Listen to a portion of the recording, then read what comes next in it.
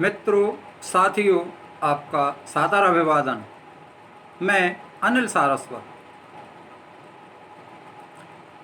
चलिए आज भारत सरकार से मिलते हैं। देश में मजदूरों का सड़कों पर रेला दिखाई दे रहा है और अनेकों मजदूर काल कबलित क्यों हो रहे हैं, इस सवाल के लिए भारत सरकार की गतिविधियों पर नज़र डालते हैं। हमारी सरकार में चुनकर बैठे हुए प्रतिनिधि किस मिजाज के हैं? जब हम और आप इन्हें अपना प्रतिनिधि बनाते हैं तो हमारी आशाओं पर यह खरे क्यों नहीं उतरते? आखिर कमियां कहाँ हैं? क्या यह देश गरीबों का नहीं रहा? 21 दिसंबर 1963 को भारत में भ्रष्टाचार के खात्मे को लेकर संसद में हुई बहस में डॉक्टर राम मनोहर लोहिया जी ने भाषण दिया था। वह आज भी उतना ही प्रासंगिक है जितना कि उस समय था, बल्कि हम यह कह सकते हैं कि आज वह अधिक प्रासंगिक है। लोहिया ने कहा था, सिंहासन और व्यापार के बीच संबंध भारत में जितना दूषित, भ्रष्ट और बेईमान हो गया है, उतनी दुनिया के इतिहास में कभी नहीं हुआ।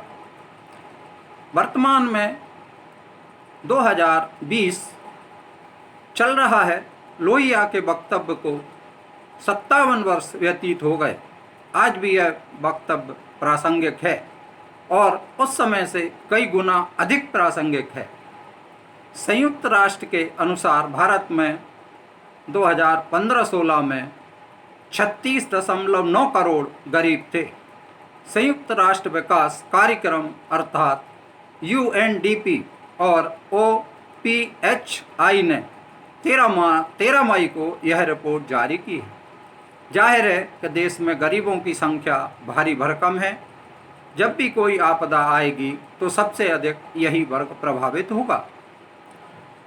लोहिया की बात को वर्तमान की राजनीति की कसौटी पर कसते हैं। लोहिया का 1963 में कहना था कि पूंजीपति और सरकार के बीच प्रगाढ़ संबंध हैं। जब पूंजीपति और सरकार के बीच प्रगाढ़ संबंध होते हैं तो जाहिर है कि मजदूरों की स्थिति कभी बेहतर नहीं हो सकती। मजदूर वर्ग का शोषक तो पूंजीपति ही होता है। अगर सरकार और पूंजीपति में प्रगाढ़ संबंध हो जाएं तो सरकार कितनी जन कल्याणकारी रह जाएगी। वर्तमान में सरकार और पूंजीपति में 1963 से कई गुना अधिक संबंध हो गए हैं। यह देश का हर प्रबुद्ध नागरिक जानता है। इसे जानना कोई कठिन भी नहीं है। यह हमारे रोज के व्यवहार में चर्चा सामने आती है। हम देखते हैं और समझते हैं। सभी यह जानते हैं कि चुनाव में भारी भरकम राशि खर्च होती है। यह कुबत आम नागरिक में तो है ही नहीं और खास में भी नहीं है। सिलसिला यहाँ से शुरू होता है। सभी राजनीतिक दल उसे उम्मीदवार बनाते हैं जो पूंजीपति हो। पूंजीपति इतना बड़ा हो कि स्वयं का खर्च चुनाव के समय उठा सके, साथ ही अन्य उम्मीदवारों का कुछ खर्च वहन भी कर सके, अर्थात पार्टी को चंदा भी दे। दूसरी ओर जो पूंजीपति होगा और चुनाव में पूंजी लगाएगा तो वह वसूल नहीं करेगा। यह तो रही पूंजीपतियों की बात। एक तथ्य और भी है जिससे आपका परिचय कराते हैं। वह तथ्य यह है कि 1990 के चुनाव तक नेता गुंडे पाल कर रखा करते थे। यह गुंडे नेता की रक्षा तो करते ही थे, साथ ही साथ चंदा दिलवाने में भी अहम भूमिका अदा किया करते थे। धीरे धीरे गुंडों को ही दलों ने टिकट देना शुरू कर दिया और वह जीत कर तो आने ही लगे। पार्टी को चंदा भी अधिक मिलने लगा, अर्थात अब दोनों कार्य एक ही व्यक्ति से होने लगे। जाहिर है कि जो धंधे में पूंजी लगाएगा वह पूंजी तो निकालेगा ही, अधिक से अधिक लाभ भी कमाएगा। तो समूचा सिस्टम ही पूंजीवाद का हो गया। अब मजदूर और गरीब की ओर क्यों देखा जाए? थोड़ी चर्चा इस तथ्य पर और कर लेते हैं कि राजनीतिक पार्टियों को चंदा आखिर मिलता कहाँ से और कैसे है। उद्योगपति चंदा अधिक देते हैं।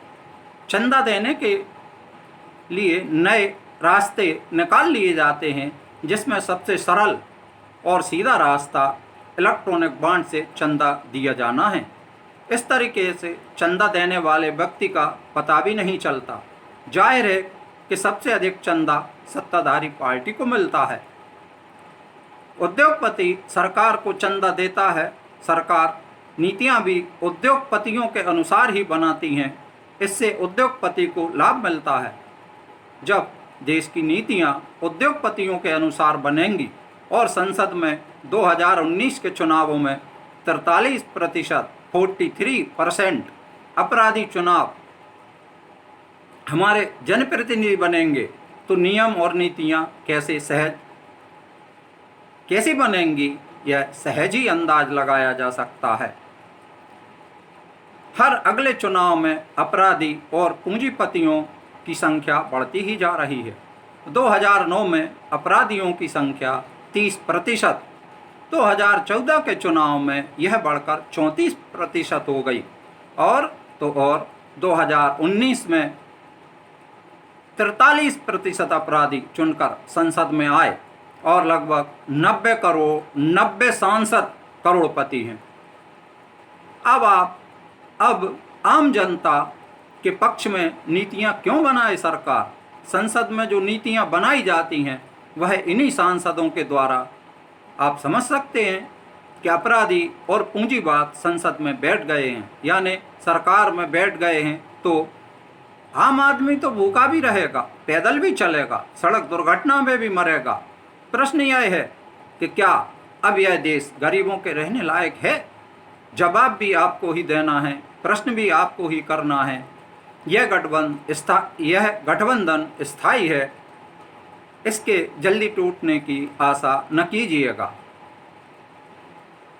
मित्रों, साथियों, मैं अपनी हर वीडियो में आपसे विनम्र अनुरोध करता हूं कि मेरी वीडियो आपको अच्छी लगती है तो कृपया मुझे लाइक करें, मुझे सब्सक्राइब करें और मेरी वीडियो को शेयर भी करें, जिससे अधिक से अधिक मेरे मित्र, आपके मित्र इस वीडियो को देख सकें। धन्यवाद। जय हिंद।